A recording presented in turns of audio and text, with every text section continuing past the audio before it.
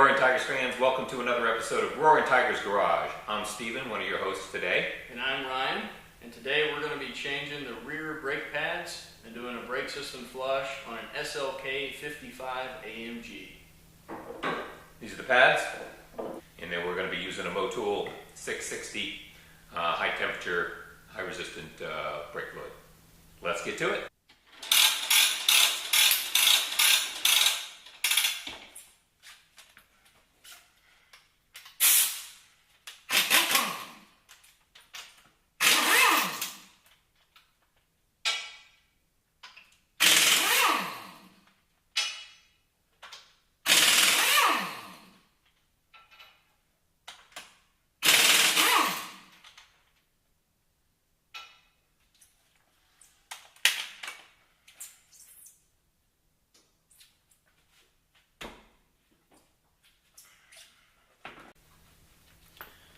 So here we have the caliper, and we've already pulled the wheel off.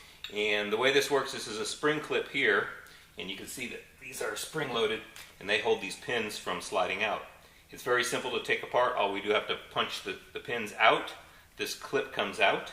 We spread the pads, and out they come.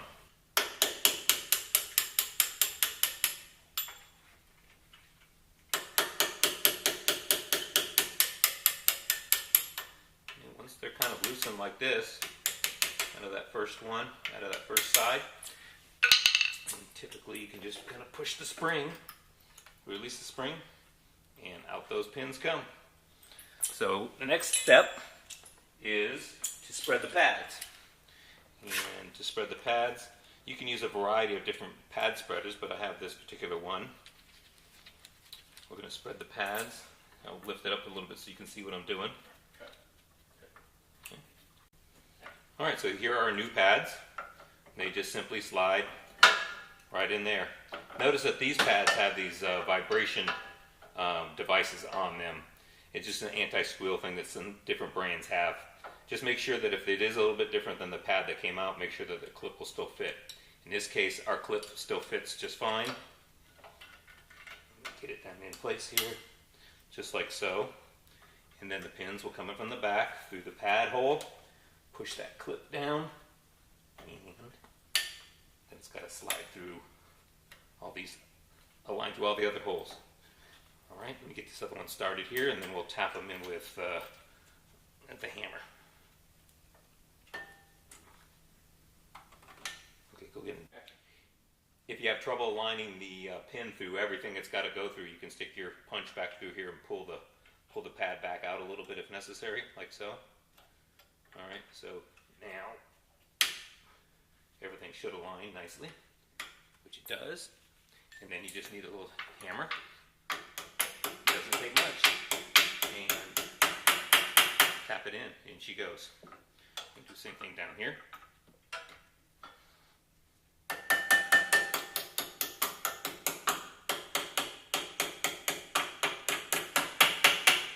Alright, and they're in. Brakes are changed. Now these pins are held in by two things, not only this spring here, but also on the end there's a little plastic knurled fitting that compresses when you pound it in the end there.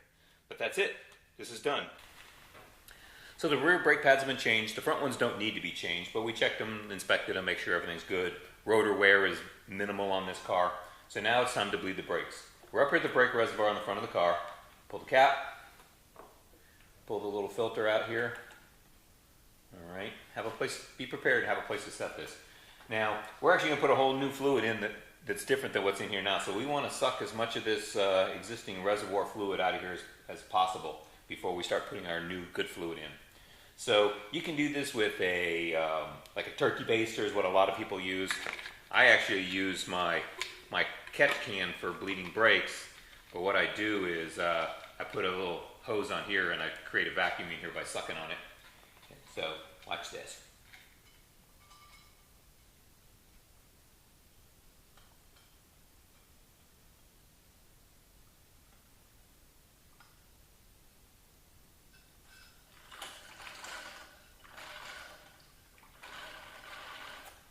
Delicious.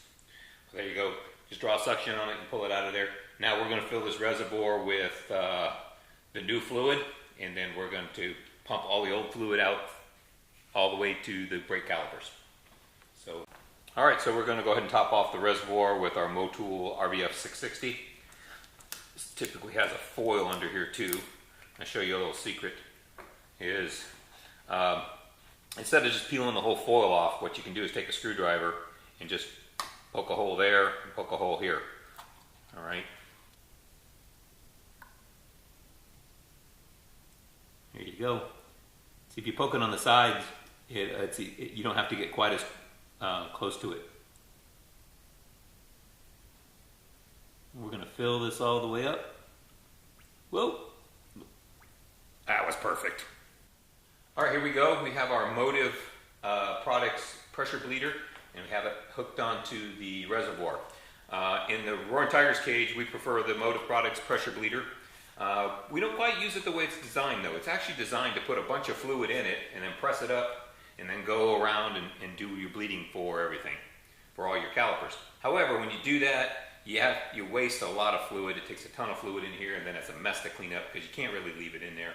So what we prefer to do in the cage is we top off the reservoir, we pressurize it, which we're going to do here in a second, and then when we're done bleeding each corner, we check the level of our reservoir, and that way cleanup is pretty easy.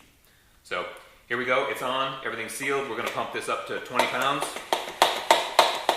Notice we put our Craftsman fender protector here because we don't want to have our belt buckles and our tools scratching the fender of Ryan's wife's car. We know that won't go down well. So we're going to 20 pounds. And then we're going to go to the back and bleed the rear calipers until we see new fluid coming out. Alright, so here's the back of the caliper here.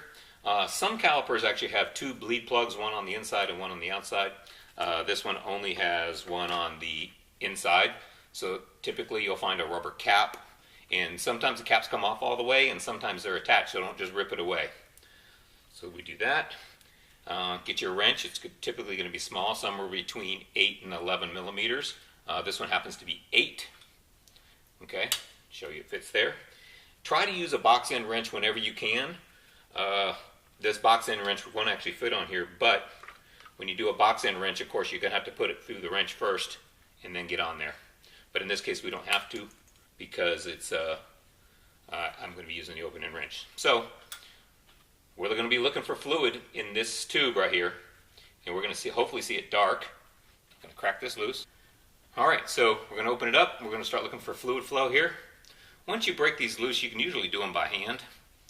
I can't yet. There we go. Fluid is flowing. Don't just be patient though. Here we go. We have fluid flowing.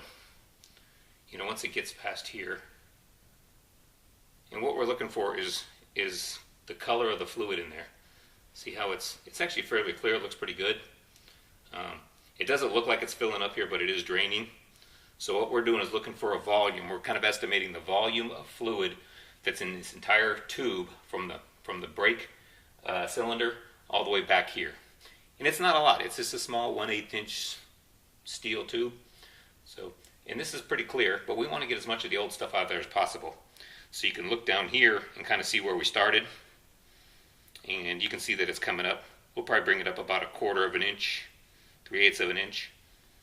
That way we know that we've gotten plenty of fluid through the line. All right, now that we've gotten adequate fluid through there, that we're confident that we have new fluid in here, snug this up. Look, I'm using a small wrench, and I'm not pushing very hard. That's all it needs to be. It's as tight as it needs to be. Pinch the hose, pull it up, release it. All the fluid goes down into the bucket or the catch can. And then with the paper towel, you can wipe this off and put the rubber cap back on. Bleeding the front brake calipers. We did have to depressurize the motif, and we topped off the reservoir with more brake fluid. At this point, we've used a full pint. So I think if you're doing a full flush like we are, you're going to need 2 pints. All right. That's it. That's all you need. You turn it by hand. You don't want to open the fitting too far, because then you could potentially let air in there. So it only takes about 1/4 to a 1/2 turn. and then just be patient and watch your levels, and then get let it about a quarter of an inch, fill the container bottle about a quarter of an inch. That way you're assured you flush the entire line.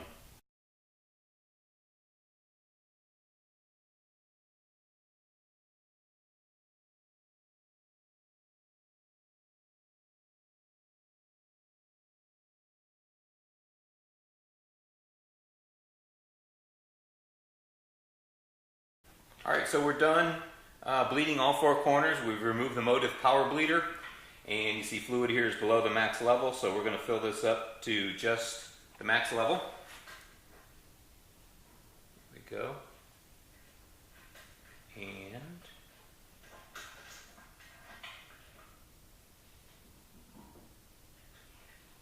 there we go. We're at the max level. Put the filter back in, or the screen, cap back on, and we are done. Well, there you have it, folks. That's how you change the rear brake pads and flush the brake system on an SLK55 AMG. If you like what you see here and it's helped you out and saved you some money, please like us on Facebook, subscribe to our YouTube channel, tell your friends and neighbors, and we look forward to seeing you next time into the cage. Till next time, from Roaring Tiger's Garage, so long.